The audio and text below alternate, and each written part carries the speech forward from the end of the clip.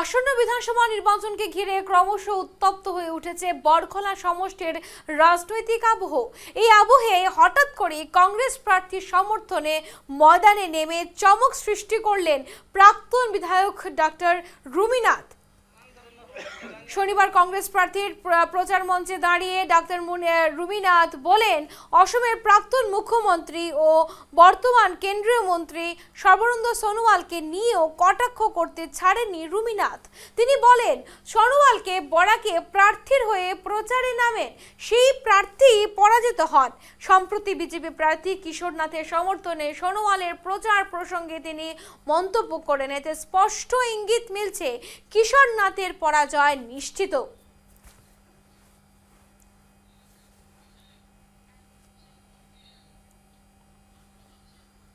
এ নিয়ে আমাদের প্রতিনিধি মন্তুনাথের প্রতিবেদনটি দেখে নিচ্ছে।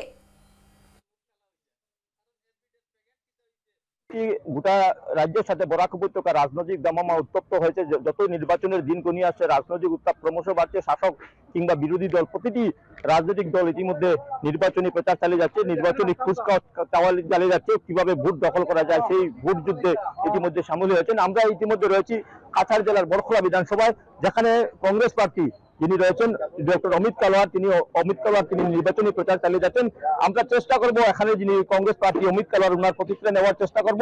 এবং এখানে আরেকটি কথা উল্লেখ করতে লাগবে যে এখানে যিনি কংগ্রেস বিধায়ক, প্রাক্তন দুবারের বিধায়ক বা প্রাক্তন সংসদীয় সচিব ছিলেন ডক্টর রুমিনাথ, তিনি কিন্তু আজ প্রথমবারের মতো এখানে কংগ্রেস প্রচারে অমিত কালোয়ারের হয়ে প্রচারে নেমেছেন। এবং ফলে এখানে রাজনৈতিক উত্তাপ ক্রমশ বেড়ে গেছে এবং নতুন একটা আশা সঞ্চার হয়েছে এখানে কংগ্রেস ভোটারদের মধ্যে।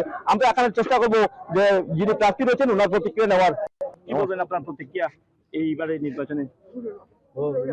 নমস্কার। আজকে বরখলা বিধানসভায় ডক্টর অমিত কালোয়ারকে কংগ্রেস প্রার্থী হিসেবে মনোনীত করা হয়েছে।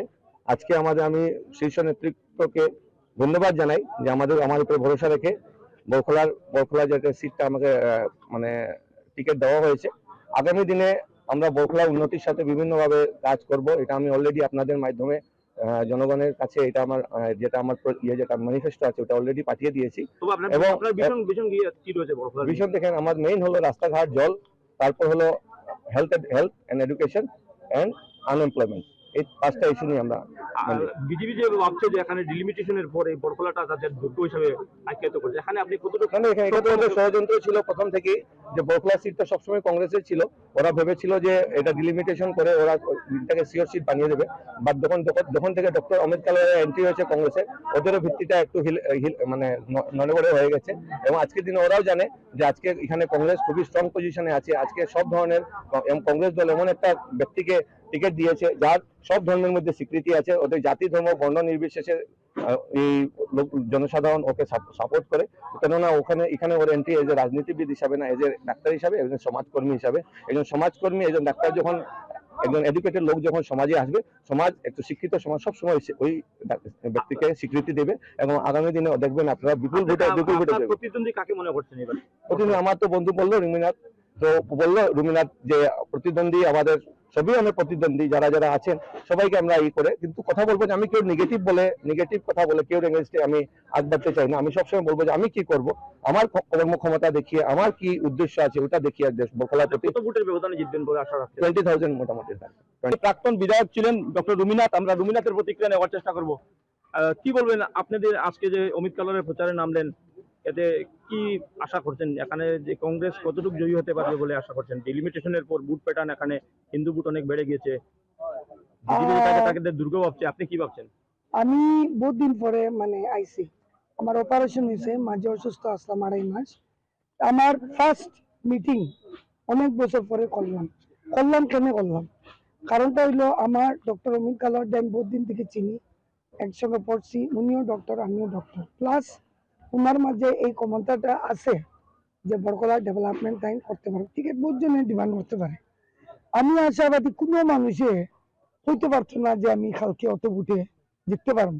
এটা সময়ে আর মানুষে করবো যে পরিবর্তন করবো। কিন্তু বরখলার ক্ষেত্রে একটা জিনিস আছে যে বরখলাতে একটা পরিবর্তন হইব। আর আমি 100% আশাবাদী যে এখান থেকে doctor Amit Kalwar as a man জিততে লাগে। গতকাল যে সর্বানন্দ সোনোয়াল এসে প্রচার করে গেলেন বড়খলায় এবং আমি খালি ফেসবুকে দেখছি। এটা কি মনে করবেন এতে এটা তো এটা থাকবো যে কোনো পার্টির মাঝে বিজেপির তো স্টার প্রচারক আছে, কংগ্রেসেরই আছে, এটা থাকবো। প্রার্থীরা হেরে যান। আরে আমি দেখছি এটা, গতবার দেখছি সব সিটে না, যেমন দেখছি উনি আসার পর উনি একজন শ্রদ্ধেয় কেন্দ্রীয় মন্ত্রী, আই রেসপেক্ট হিম, কিন্তু হয়তো উনারও দলের কিবা মিসকমিউনিকেশন কিছু থাকতে পারে, যার জন্য আমি মনে করি সর্বানন্দ সোনোয়ালের মিটিং অন্যান্য জায়গায় বলা হয়, কিন্তু বরাক উপত্যকা আমি দেখছি যে 2টা প্রোগ্রামে, জানি না, আমি ফেসবুকে দেখছি শেয়ার খালি, ওইটার ভিত্তিতে আমি